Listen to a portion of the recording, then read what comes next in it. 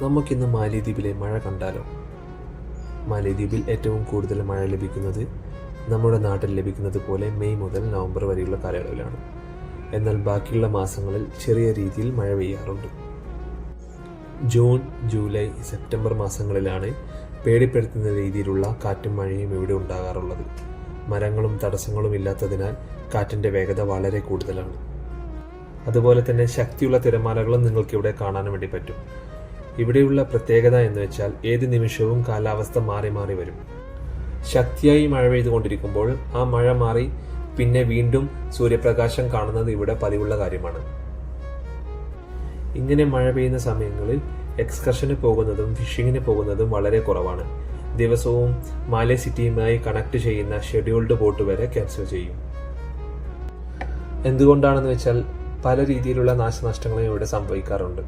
അതിൽ ബോട്ട് മറിഞ്ഞുള്ള അപകടങ്ങളും മരങ്ങൾ കടപുഴകിയുള്ളതും ഉണ്ടാവാറുണ്ട്.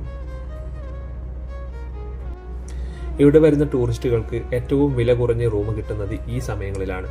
നോർമൽ കിട്ടുന്നതിനേക്കാളും പകുതിയിലധികം കുറവുണ്ടാവും ഈ ദിവസങ്ങളിൽ. ഈ സമയങ്ങളിൽ സ്നോർക്കലിംഗ് ആൻഡ് സ്കൂബ ഡൈവിംഗ് പോലെയുള്ള ആക്ടിവിറ്റിയൊക്കെ ചെയ്യാൻ പറ്റുകയാണെങ്കിൽ നല്ല എക്സ്പീരിയൻസ് ആയിരിക്കും. താരതമ്യേന കടൽ വെള്ളം തണുപ്പാകുന്നത് കൊണ്ട് പലതരത്തിലുള്ള കടൽ ജീവികളെ നിങ്ങൾക്ക് വളരെ സജീവമായിട്ട് കാണാൻ വേണ്ടി പറ്റും. ഇവിടെ നേരിട്ട് കാണുന്നതിനേക്കാളും വളരെ വേഗതയിലും ശക്തിയിലുമാണ് ഇവിടുത്തെ കാറ്റ്. മാലേ സിറ്റിയിൽ നിന്നും അടുത്തുള്ള ദ്വീപിൽ ആയതിനാൽ സാധനങ്ങളും മറ്റും കിട്ടുന്നതിന് ബുദ്ധിമുട്ടില്ല. എന്നാൽ 10-12 മണിക്കൂർ യാത്ര ചെയ്ത് എത്തേണ്ട ഐലൻഡിൽ ചിലപ്പോഴൊക്കെ സാധനങ്ങളിൽ ഷോർട്ടേജ് വരാറുണ്ട്. നമ്മുടെ നാട്ടിൽ ലഭിക്കുന്നത് പോലെയുള്ള മഴയുടെ മുന്നറിയിപ്പ് ലഭിച്ചു കഴിഞ്ഞാൽ വരും ദിവസങ്ങളിലേക്കുള്ള സാധനങ്ങളും മറ്റും ഇവർ സ്റ്റോക്ക് ചെയ്യും. മഴയും കാറ്റും ശക്തി കൂടിക്കഴിഞ്ഞാൽ ബോട്ട് പോകുന്നതിനും ഫെറി പോകുന്നതിനും വളരെ ബുദ്ധിമുട്ടാണ്.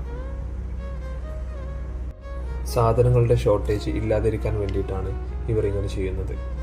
അപ്പോൾ വരും ദിവസങ്ങളിൽ നമുക്ക് മറ്റുള്ള വിശേഷങ്ങളുമായി വീണ്ടും കാണാം.